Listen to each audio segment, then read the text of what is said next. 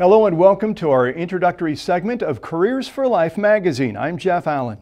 Careers for Life is the official online business magazine of NEAT, which is short for National Education, Advocacy and Training, based in Rancho Cucamonga, California. NEAT's focus is to put people to work or back to work, and we're going to find out how they do that on this program with the help of my guests. Joining me in studio are Mr. Phil Sanchez, co-founder, president, and CEO of NEAT, and co-founding director, Mr. Ray Blum. Gentlemen, nice to see you. Good Phil, morning. good to see you. You bet. Well. Nice to see you, Ray. Now let's start with some background. Okay, you both, along with Joey Sanchez, run a professional employer organization brokerage, which provides outsourced services, management functions, human resource services, various administrative functions. And NEAT is something that's altogether different. Let's talk a little bit about how this idea came about. Phil, we'll go ahead and start with you. Well, NEAT was started by three founding members, like you said, Joey Sanchez, my brother, Ray Blum, and myself. And we wanted to assist in some type of economic development.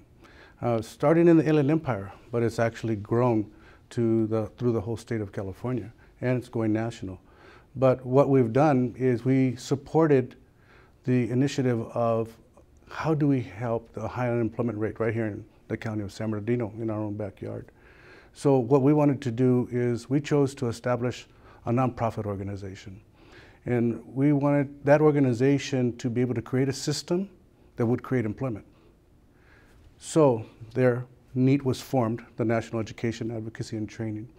And it was established to set up a chain of events that would have to take place in order to take an unemployed individual to become a well-trained employee for a special employer.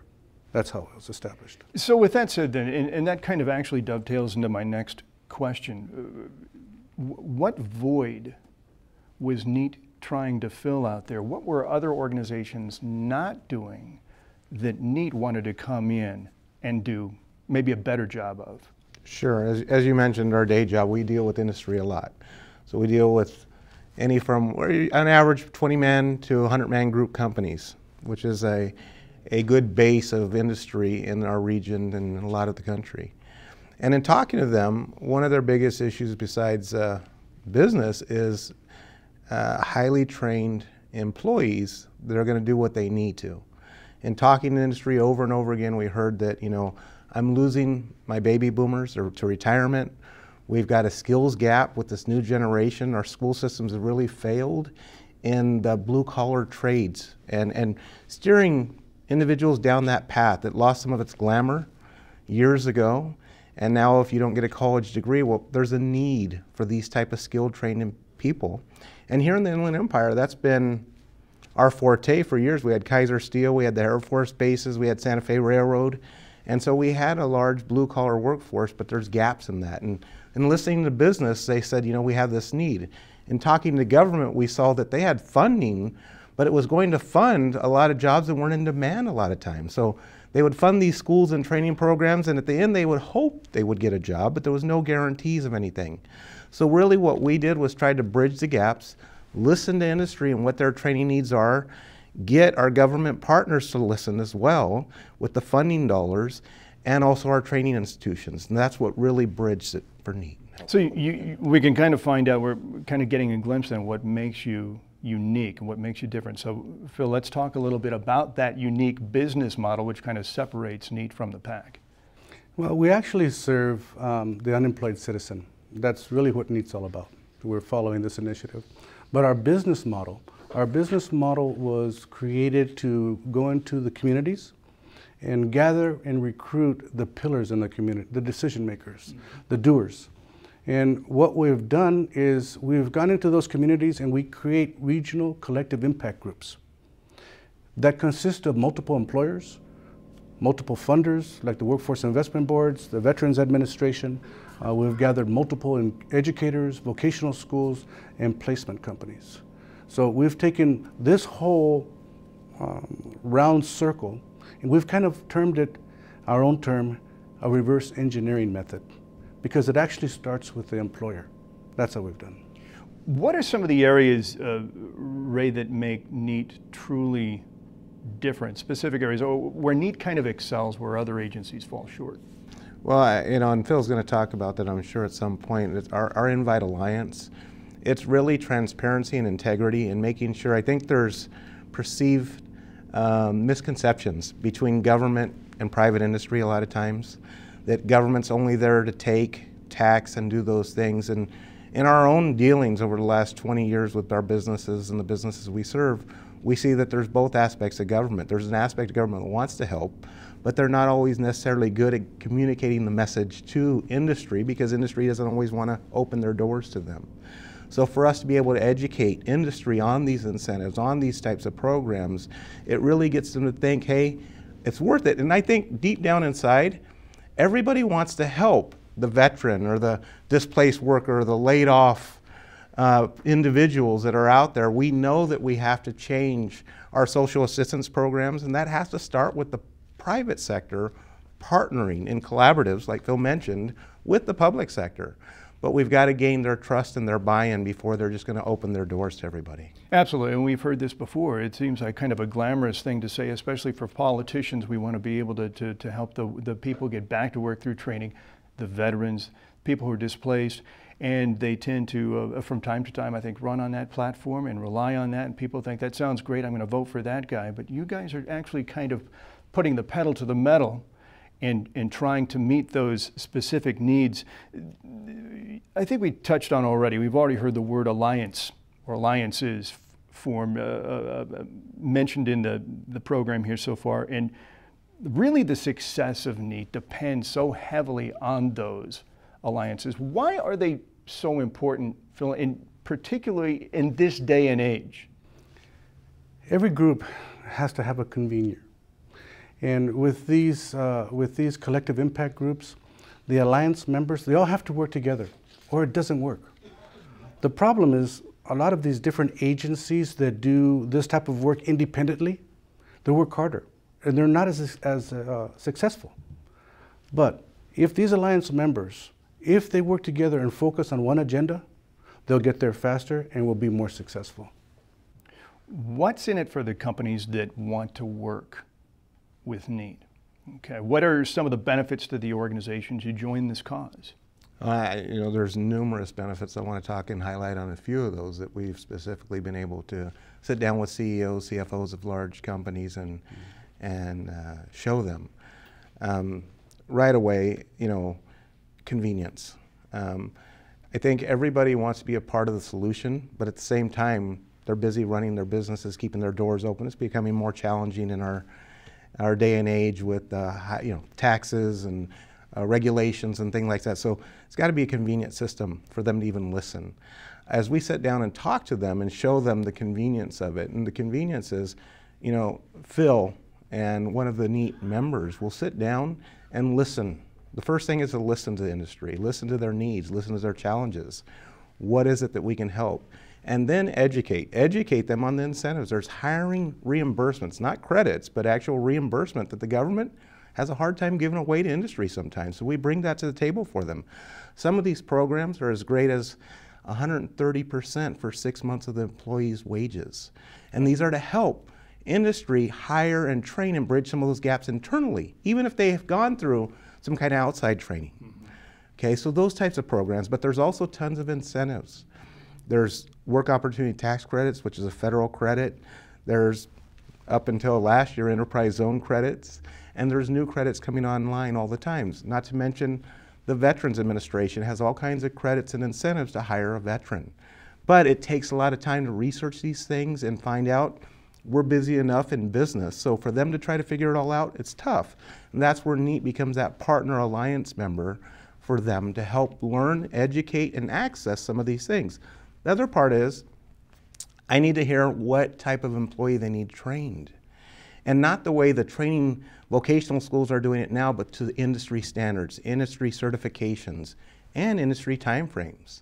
So what are the timeframes? What are the needs, the hiring needs, and developing a long-term plan, sometimes over years, for retirement and fulfilling those, even going so far as asking industry, do you have any of your retirees that could come in and be an instructor in one of our training, NEAT approved Alliance training centers, so that they're implementing what your needs are.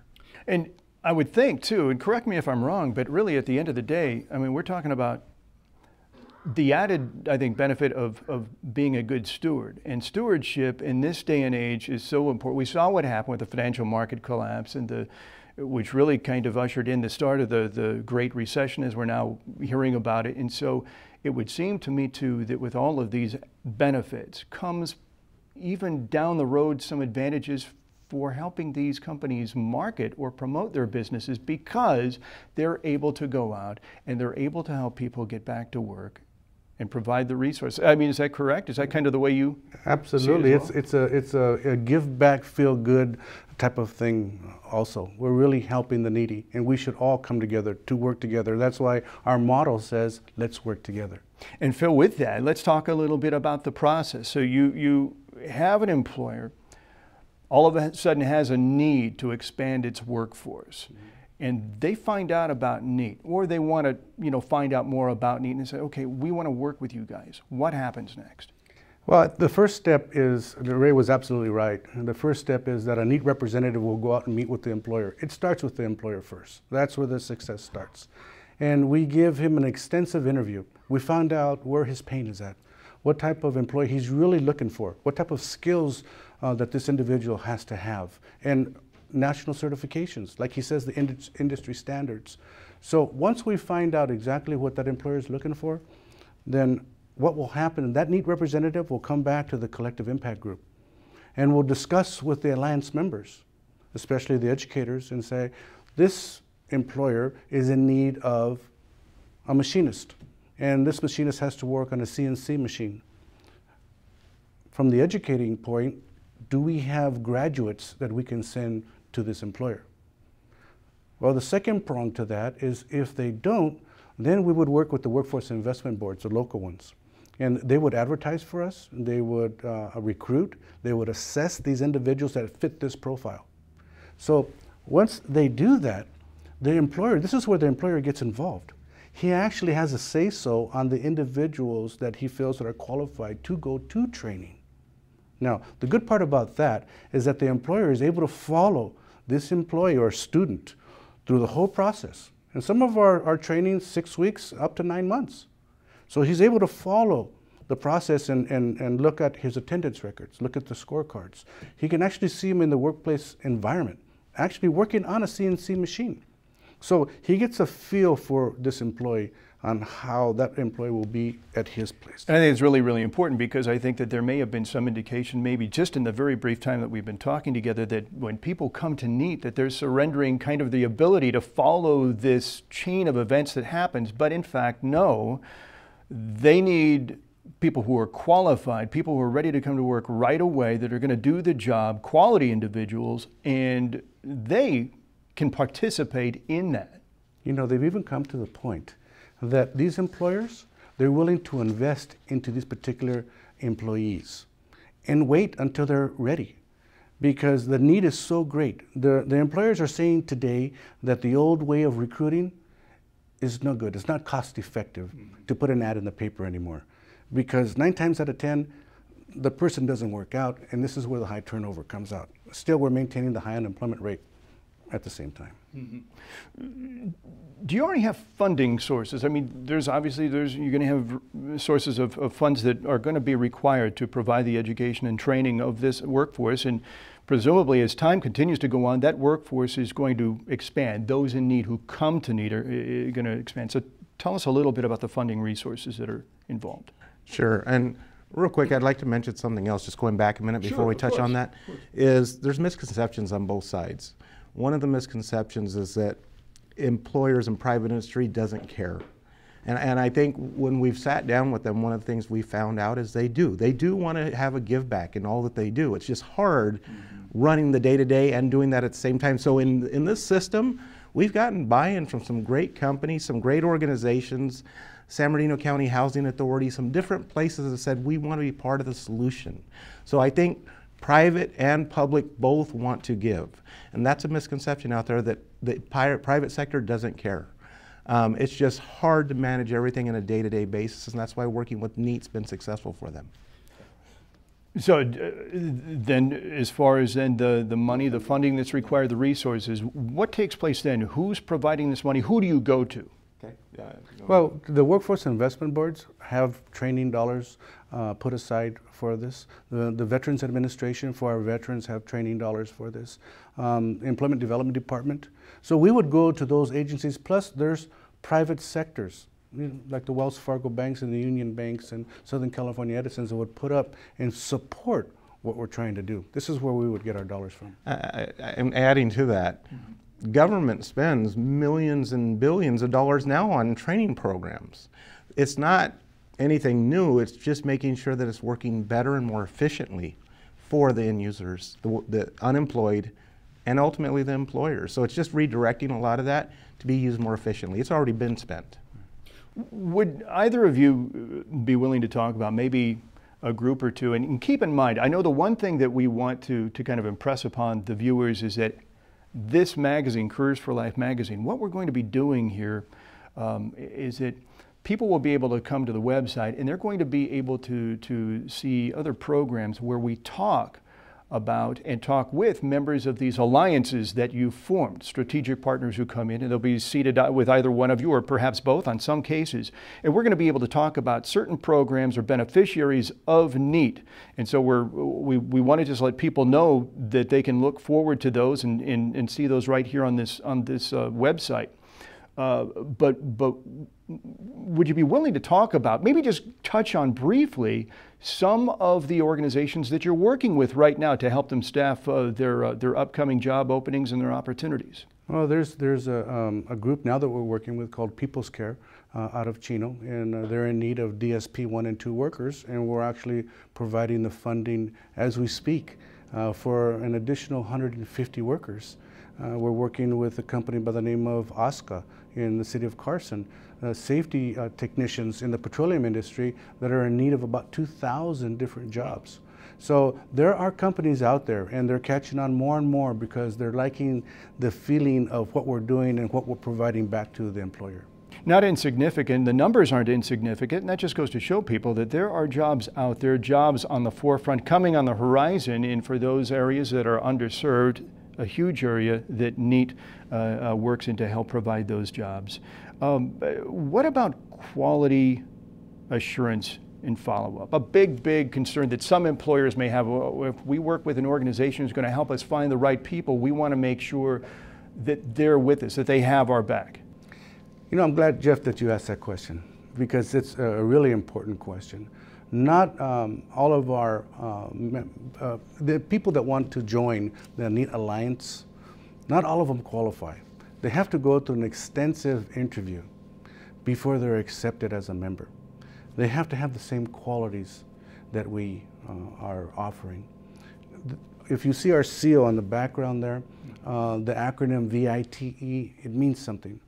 And the V stands for value. If they don't have the same core values of our mission statement of the rest of the members, it doesn't work. The I stands for integrity. If they don't have integrity and they don't do what they say that they're going to do, it doesn't work. The T is for transparency. We all have to be transparent when we're working together. We all need to share information and be honest with one another if at the end of the day we're all after one thing, and that's employing an unemployed individual. So with all that being said, the E stands for empowerment. If we all work together, we can empower our citizens right here in San Bernardino and throughout the nation, actually. And everybody wins. Everybody wins. Everybody's a winner. Absolutely. You know, and in this day and age, it's refreshing to hear about organizations who are putting integrity and character up front, first and foremost, and working with other organizations that have like-minded values. I'd just like to take a second and add to what Phil said, you know, about the employers that may be asking themselves, well, it doesn't work because when you recruit from these type of agencies, all you get are people that really aren't motivated. And I'm going to say that that's not the truth. In our experience, we have collaboratives going on in the city of San Bernardino right now in all parts of the state, and our success rate of putting these people to work and then finishing the training program has been phenomenal. And that's because of the processes that as a collaborative, the employers, the workforce investment boards, or the government agencies that have been involved, the educational partners, and the placement company have all been involved in the recruitment process, and because of that, we've gotten some of the best individuals that have been out there that are very motivated, they do a good job, they graduate, and the feedback from the employers has been they've been really, really impressed. So there is a vetting process to make sure that the people are ready, but they're not all long-term employed. Some of these people were working successful jobs just a couple years ago, and when the economy hit, they've had a challenge getting back to work. So it's matching up with skill sets, the assessments that can be done, so the process does work successfully for these employers, and we have employers that will vouch to that. So now that you've whetted the appetites, for those watching, how can they become involved in what NEAT is doing to help grow the economy and help put people back to work?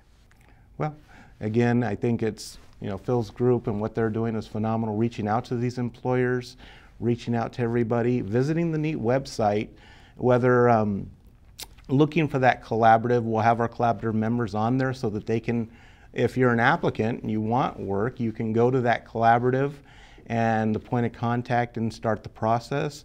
But for our invite members, the collaborative members, it's to reach out to us and see how we can get started. And that NEAT website, by the way, is careersforlife.org, or you can call 909-290-2603. Phil Sanchez, good to see you. Thank you so much for stopping on in. Ray Blum, good to have you as my guest. And that wraps up our introductory segment of Careers for Life, the online video news magazine of NEAT. Thanks to our guest, Phil Sanchez, President and CEO of NEAT, and co-founding director, Ray Blum, for joining me. To view this segment again and check out our other insightful discussions about national education advocacy and training, visit careersforlifemag.com. To learn how your organization can team up with NEAT, call 909-290-2603. I'm Jeff Allen. Thanks again for watching Careers for Life.